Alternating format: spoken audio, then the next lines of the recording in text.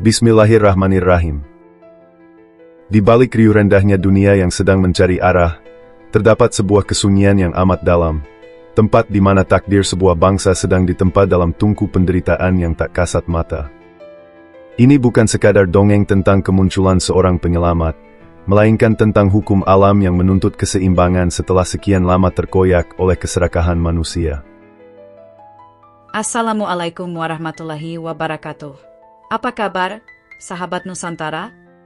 Semoga napas kita hari ini senantiasa selaras dengan detak jantung bumi yang sedang bersiap menyambut fajar keadilan, sebuah penantian panjang yang lahir dari rahim kesabaran dan ketulusan jiwa yang paling murni di atas tanah pusaka ini. Ada sebuah paradoks yang menghantui kesadaran kolektif kita. Mengapa sosok yang paling dinantikan kehadirannya justru diletakkan dalam derajat yang paling rendah secara sosial dan ekonomi di mata dunia? Kita sering membayangkan kejayaan dalam balutan kemewahan, namun hukum semesta Nusantara justru menyatakan bahwa kekuatan yang mampu menggetarkan langit lahir dari mereka yang sudah habis dihina, dikucilkan, dan dianggap tidak ada. Ketidaktahuan kita selama ini mungkin terletak pada cara kita memandang kekuatan. Kita mencari di istana, padahal ia sedang meringkuk dalam gubuk kesederhanaan, mencuci kakinya dengan air mata doa yang tidak pernah putus. Ada satu detail kecil di menit ke pukul 12.15 nanti yang akan mengubah cara Anda memandang realitas ini. Sebuah rahasia tentang bagaimana getaran energi dari 3 titik sakral Nusantara, Gunung Lawu, Pantai Selatan, dan Keraton Gaib, mulai menyatu dalam satu denyut nadi manusia biasa. Untuk memahami arsitektur takdir ini, kita harus membedah akar kata yang sering disalahpahami oleh logika modern yang terlalu kaku dan dangkal. Mari kita lupakan sejenak istilah populer yang sering dipolemikkan, dan fokus pada satu entitas filosofis yang lebih mendalam, Satrio Pinandita Sinisihan Wahyu. Istilah ini bukan sekadar gelar kosong, melainkan sebuah rumus alkimia spiritual yang menggabungkan dua kutub energi yang jarang bisa bersatu dalam satu raga manusia. Secara etimologis, istilah ini merujuk pada sosok yang memiliki ketegasan seorang ksatria namun berjiwa suci layaknya seorang pendeta yang telah selesai dengan urusan dunianya sendiri.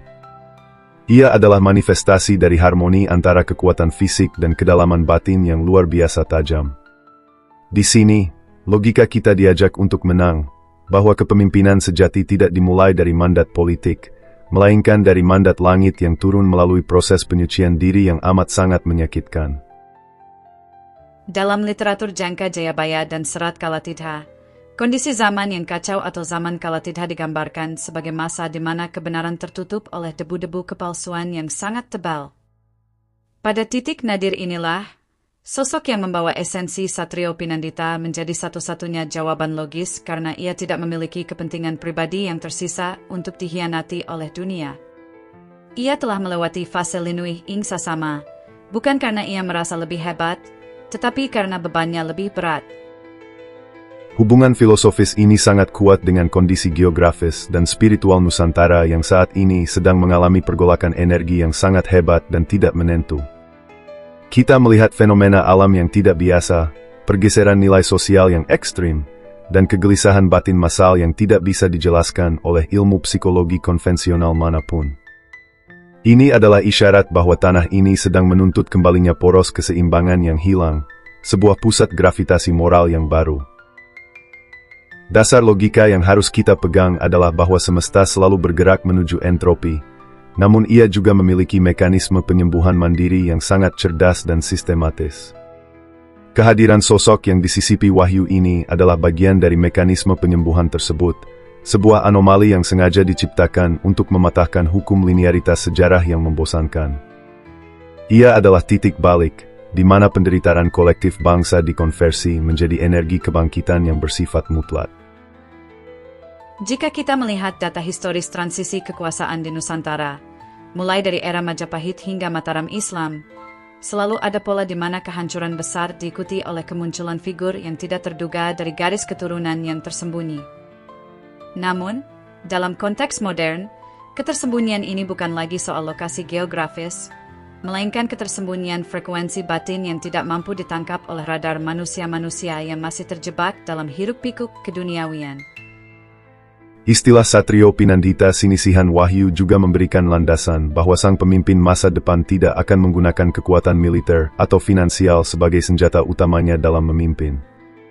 Senjatanya adalah kebenaran yang memancar dari integritasnya, sebuah otoritas moral yang membuat lawan-lawannya bertekuk lutut bukan karena takut, melainkan karena mereka merasa malu di hadapan cahaya kesucian yang terpancar dari seluruh pori-pori kulitnya yang lelah. Inilah yang disebut sebagai kepemimpinan transpersonal, di mana ego pribadi telah dilebur ke dalam kepentingan semesta yang jauh lebih luas dan abadi. Ia tidak lagi berbicara sebagai dirinya sendiri, melainkan sebagai corong dari kehendak ilahi yang ingin menegakkan kembali keadilan di atas bumi Nusantara yang telah lama merintih. Setiap langkahnya adalah ziarah, dan setiap bicaranya adalah doa yang langsung menembus pintu langit. Oleh karena itu, memahami etimologi ini sangat penting agar kita tidak terjebak pada personifikasi yang salah atau kultus individu yang menyesatkan. Kita sedang membicarakan sebuah prinsip, sebuah energi, dan sebuah janji kosmik yang tertulis dalam gurat takdir bangsa ini sejak ribuan tahun yang lalu. Kesadaran inilah yang akan membawa kita pada pemahaman yang lebih utuh mengenai apa yang sebenarnya sedang terjadi saat ini. Pembahasan ini memberikan kita landasan yang sangat kuat untuk melihat bahwa apa yang kita anggap sebagai mitos sebenarnya adalah sebuah sains spiritual yang sangat presisi dan terukur. Kita tidak sedang menunggu seorang pahlawan super, melainkan sedang menunggu matangnya sebuah proses evolusi kesadaran kolektif yang akan dipicu oleh kemunculan satu individu yang telah mencapai puncak tirakat paling ekstrim dalam sejarah manusia modern. Namun, mari kita hentikan narasi indah tentang kedamaian dan kebangkitan itu di sini. Karena kenyataannya jauh lebih rumit dan mungkin lebih gelap dari yang berani Anda bayangkan dalam mimpi paling liar sekalipun. Kita sering terlena dengan romantisasi figur penyelamat, seolah ia akan datang dengan kereta kencana dan sihir yang seketika melenyapkan semua penderitaan tanpa kita harus membayar harganya. Realitasnya, proses kemunculan energi ini bukanlah sebuah pesta pora, melainkan sebuah pembersihan massal yang sangat menyakitkan bagi mereka yang masih memegang erat kepalsuan. Bayangkan sebuah struktur bangunan yang sudah keropos hingga ke fondasinya. Ia tidak bisa diperbaiki hanya dengan cat baru. Ia harus diruntuhkan total hingga rata dengan tanah agar fondasi yang baru bisa ditanamkan secara kokoh.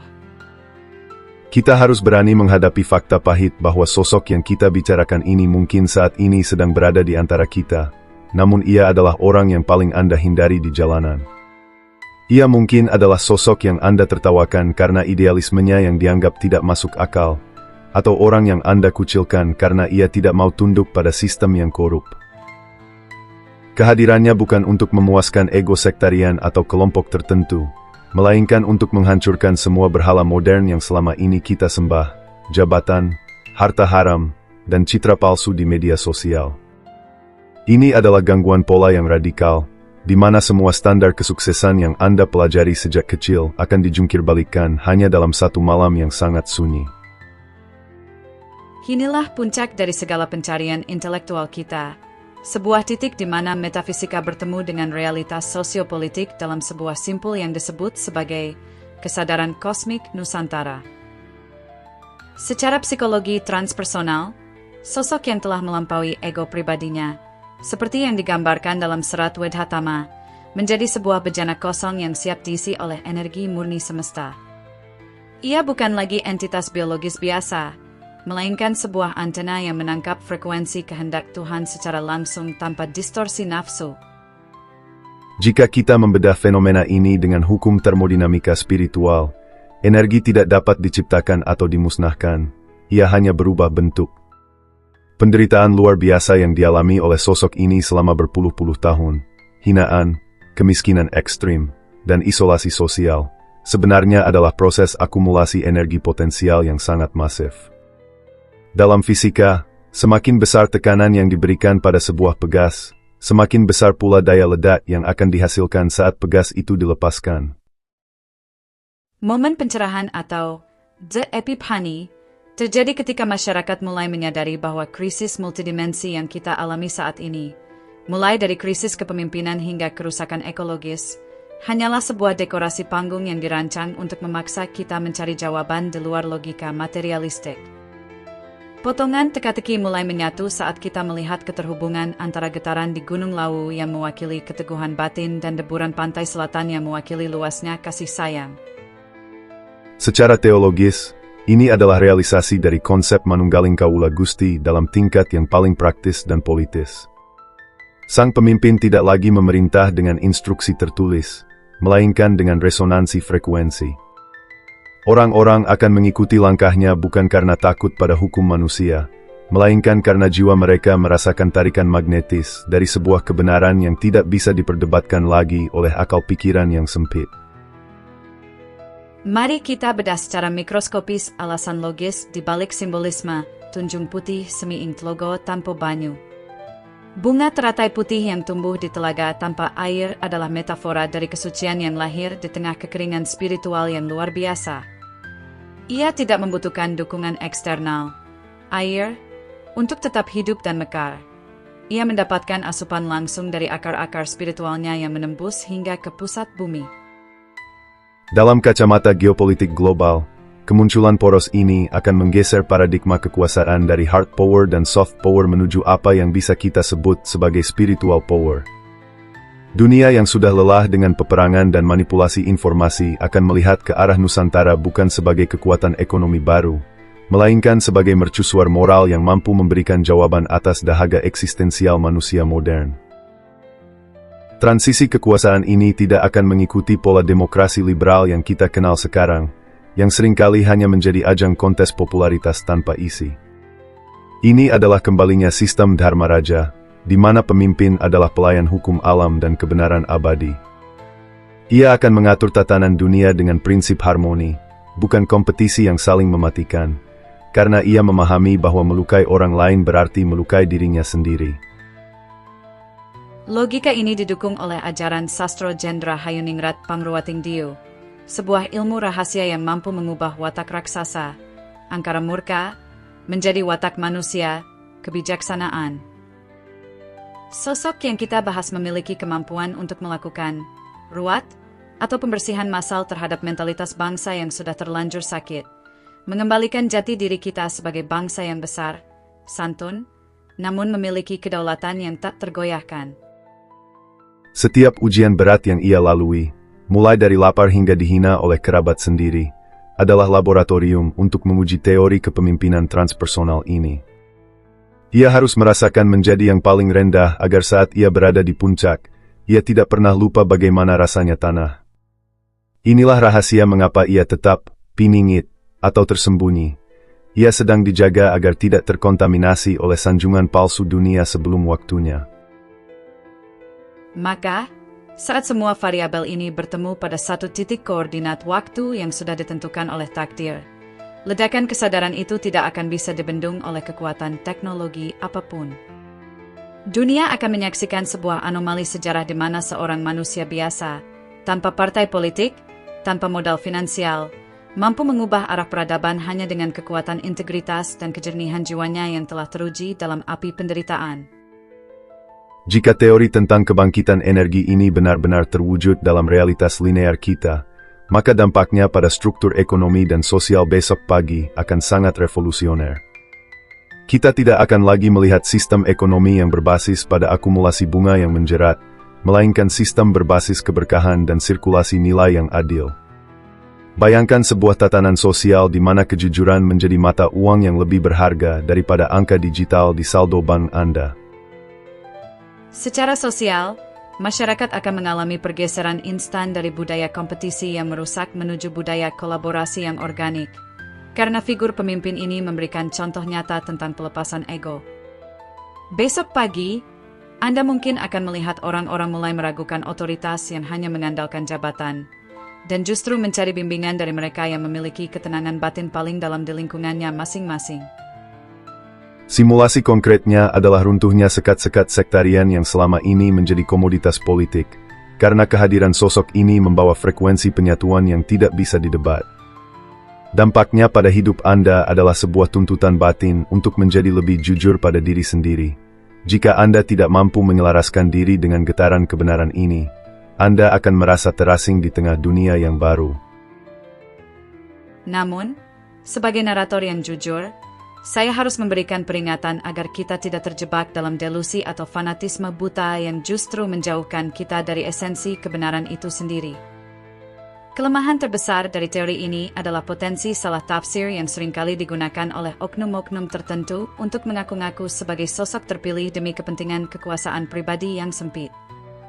Risiko terbesar adalah ketika kita berhenti bergerak dan hanya menunggu secara pasif, seolah-olah semua masalah akan selesai dengan sendirinya begitu sang pemimpin muncul. Ini adalah cara berpikir yang keliru. Sosok tersebut hanyalah katalisator, sedangkan perubahan sejati tetap menuntut kerja keras, keringat, dan transformasi batin dari setiap individu di dalam bangsa ini secara kolektif. Kita harus menantang balik narasi ini.